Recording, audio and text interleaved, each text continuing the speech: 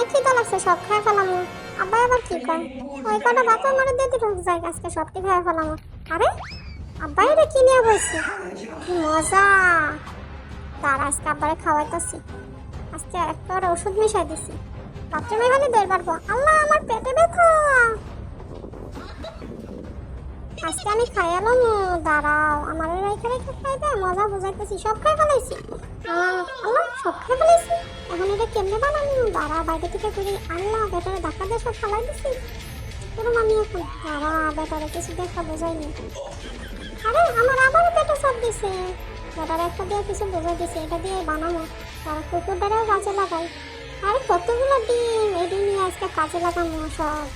BCT দিয়ে নি, তারপর ডিম দিয়ে মিক্স করে আব্বারে ভোজন ভোজন দিয়ে বোঝাই দিব একটা, বুঝবই না।